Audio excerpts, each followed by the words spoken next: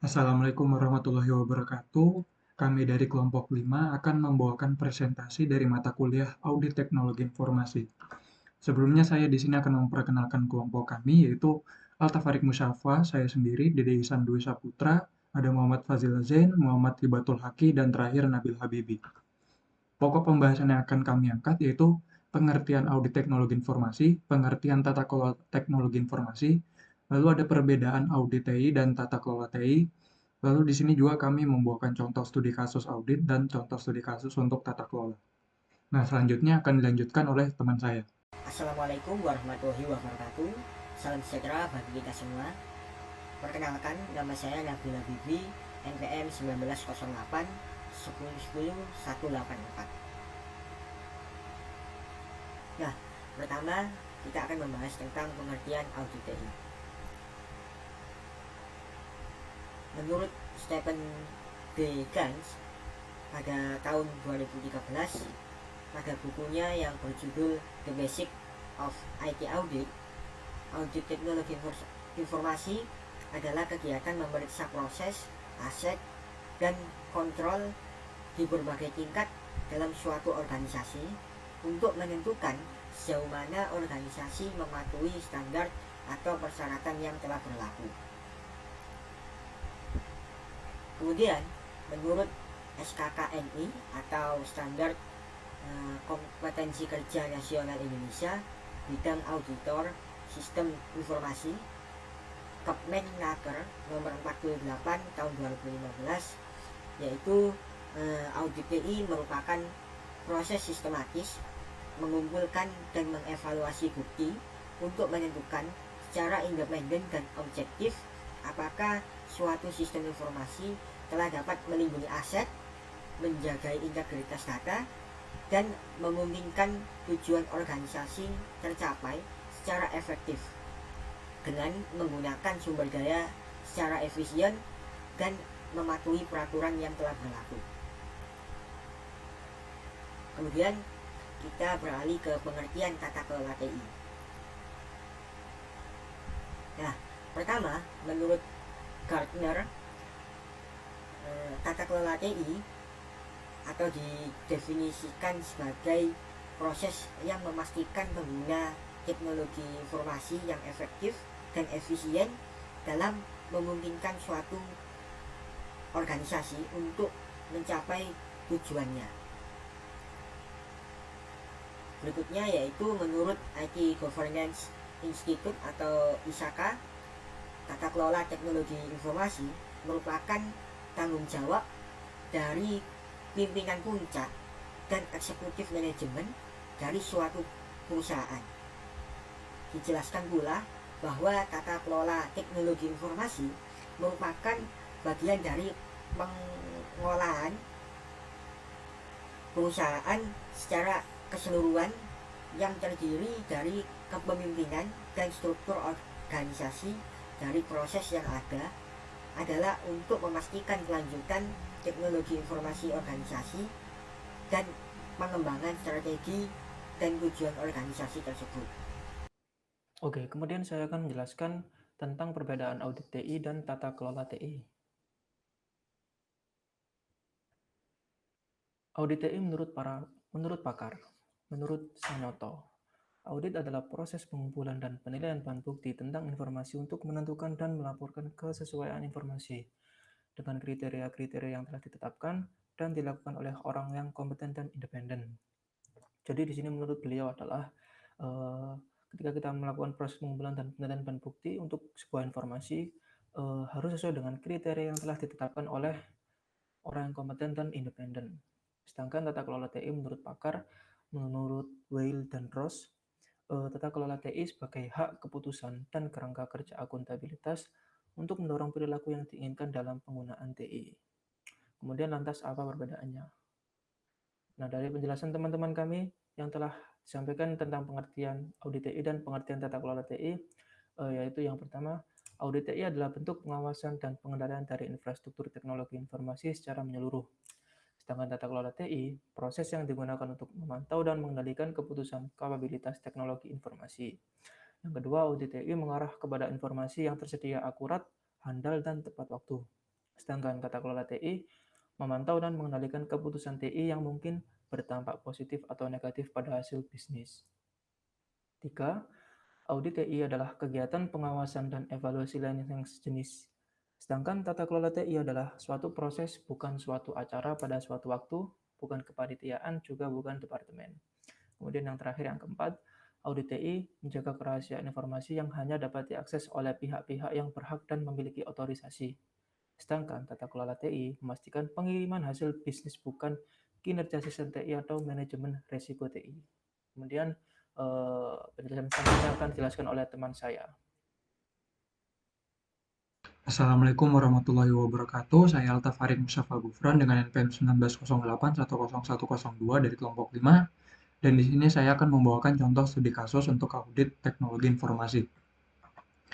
Nah, di sini saya akan menunjukkan jurnal yang akan saya angkat. Saya mengambil contoh studi kasus dari jurnal yang berjudul Audit Sistem Informasi Absensi pada PT Sinar Pratama Agung menggunakan kerangka kerja COVID 4.1. Sebelumnya saya akan menjelaskan apa itu COVID 4.1. COVID 4.1 ini adalah salah satu framework atau kerangka kerja yang membantu dalam pengendalian permasalahan teknik dan risiko bisnis serta komunikasi kepada stakeholder mengenai level pengendalian. Nah, COVID ini sendiri terdapat 4 domain, yaitu Planning and Organization, Acquisition and Implementation, Delivery and Support, dan Monitoring and Evaluation. Domain ini masih memiliki subdomain yang tiap subdomainnya terdapat 34 proses. Pada jurnal ini, domain yang digunakan yaitu AI, DS, dan ME. Alasannya karena berkaitan dengan hal yang akan diberikan penilaian, yaitu mulai dari karyawan, perlengkapan keamanan fisik, dan regulasi yang ada di perusahaan, serta menemukan gap atau kesenjangan yang menetapkan tingkat kematangan pada penerapan sistem informasi absensi dan mencari tahu keselarasan proses kerjanya terhadap prosedur absensi di perusahaan. Lalu kami melihat metodologi penelitian jurnal ini. Lingkup pelaksanaan penelitian ini dibatasi pada audit sistem informasi absensi pada PT Sinar Pratama Agung dan identifikasi proses sistem informasi absensi. Pada tabel 1 terdapat subdomain dan deskripsinya yang akan dilaksanakan audit. Lalu kami melihat langsung ke hasil dan pembahasannya yang menggunakan standar COVID Framework. Nah, di sini salah satunya adalah subdomain A14 Enable Operation and Use. Hasilnya, proses memerlukan dokumentasi dan manual standar yang digunakan users dan IT, serta pelatihan diadakan menjamin aplikasi dan infrastruktur yang digunakan serta dijalankan dengan tepat.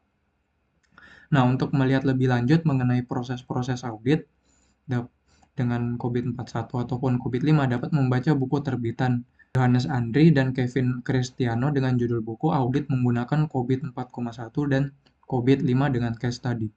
Lalu pada tiap subdomain di sini akan dibuatkan tabel untuk memaparkan hasil maturity level pada tiap subdomainnya dan maturity level tersebut akan dihitung rata-ratanya. Ketika semua subdomain telah berhasil diaudit, maka dihitung kembali rata-rata dari maturity level ya untuk tiap subdomain dan digambarkan dalam bentuk diagram spider seperti pada gambar 4 ini. Kesimpulan pelaksanaan audit pada studi kasus tersebut adalah PT Sinar Pratama Agung sudah memiliki tata kelola sistem informasi yang telah dilakukan secara berulang. Namun tata kelola yang diterapkan sudah memenuhi harapan. Keberadaan tata kelola sistem informasi pada PT Sinar Pratama Agung terdefinisi dengan baik dan formal. Ada prosedur maupun panduan buku dari pihak manajemen. Nah, lalu dijabarkan hasil dari maturity level diketahui bahwa DS5 berada pada level 3,09 dan sebagainya. Lalu ditariklah kesimpulan. Dengan itu diketahui bahwa tata kelola sistem informasi absensi di PT Sinar Pratama Agung berada pada expected level yang diharapkan pada level 3. Jadi sekian contoh studi kasus audit teknologi informasi dari saya, selanjutnya dilanjutkan oleh teman saya. Assalamualaikum warahmatullahi wabarakatuh. Nama saya Man Fazil Azan, NPM 1908-10-155. Oke, saya ingin menjelaskan dari contoh studi kasus tata kelola TI. Saya sudah menemukan jurnal tentang studi kasus tata kelola teknologi informasi menggunakan framework COVID pada PTXZ. Langsung ke metode penelitian. Metode penelitian ini menggunakan framework COVID 2019 dengan tahapan-tahapan, yaitu yang pertama identifikasi level rancangan tata kelola. Setelah itu, dilanjutkan observasi dan pengamatan pada kondisi lingkungan. Selanjutnya, studi pustaka mengenai metode dan langkah-langkah yang akan dilakukan dalam proses implementasi. Setelah studi pustaka, menentukan domain pada kerangka kerja COVID. Selanjutnya, dilakukan penentuan narasumber yang mengenai informasi kondisi dari PTNJZ. Tahap terakhir, yaitu menentukan target level kapabilitas. Hasil dan pembahasan enterprise strategi, enterprise goal, kemudian risk profile, dan IT related issue, IT threat landscape, dan role of IT, kemudian IT search model, IT implement method, yang ke-10 teknologi adjustment strategi, dan yang terakhir audition factor. Dari semua proses ini, kita bisa menyimpulkan bahwa PTNJZ ini terdapat 5 proses penting yang didapatkan dari analisis dan perancangan tata kelola TI-nya. Apa aja 5 prosesnya itu? Manage service request and incident, manage problem, manage security service, manage asset, manage compliance with internal requirement. Sekian yang bisa saya jelaskan, kurang lebihnya mohon maaf. Assalamualaikum warahmatullahi wabarakatuh. Assalamualaikum warahmatullahi wabarakatuh. Nama saya Muhammad Abdullah NPM 182. Di sini saya akan memaparkan contoh studi kasus tata kelola TI. Ya, di sini jurnal yang saya ambil yaitu analisis tata kelola teknologi informasi menggunakan COVID-5. Studi kasus di UPT Puskom Universitas Diponegoro. UPT Puskom Universitas Diponegoro merupakan unit pelayanan teknis di bidang pengolahan data yang bertanggung jawab kepada rektor dan pembinanya dilakukan oleh pembantu rektor 1. Di sini kerangka kerja yang digunakan adalah COVID-5. COVID-5 merupakan sekumpulan dokumentasi dan panduan untuk mengimplementasikan IT governance, kerangka kerja yang membantu auditor manajemen dan pengguna untuk menjembatani pemisah antara risiko dan bisnis, kebutuhan kontrol dan permasalahan-permasalahan teknis. Lalu di sini ada proses reference model. Pada COVID-5 terdapat sebuah proses conference model yang mendefinisikan dan menggambarkan secara detail sejumlah proses governance dan manajemen. Dalam COVID-5 terdapat 37 proses dan terdiri dari 2 domain utama, yaitu governance dan manajemen proses. Lalu di sini ada proses capability model, yaitu rentangnya dari 0 sampai 5. Jadi terdapat 5 level, yaitu 6 level. Yang pertama incomplete process, performed process, managed process, established process, predictable process, dan yang terakhir optimizing process. Implementasi analisis tata kelola teknologi informasi menggunakan COVID-5 terdiri dari 4 tahap, yaitu yang pertama initiate program, yang kedua tahap kedua define problems and opportunities, tahap ketiga define roadmap, dan yang terakhir tahap keempat plan program. Ini adalah grafik yang menunjukkan kondisi saat ini di UPT Puskom Universitas Diponegoro. Jadi kesimpulan yang dapat diambil yaitu hasil analisis sistem tata kelola teknologi informasi menggunakan COVID-5 menunjukkan bahwa UPT Puskom Undip memiliki tingkat kematangan sistem tata kelola TI pada nilai 2,88, yaitu di tingkat established process. Dalam tingkat established process, UPT Puskom Undip sudah melakukan pendefinisian tujuan dan kerangka kerja, memberikan kontribusi bisnis pada mahasiswa, dosen, dan staf Undip. Jadi, sekian presentasi dari kelompok kami. Terima kasih. Mohon maaf jika ada kekurangan. Wassalamualaikum warahmatullahi wabarakatuh.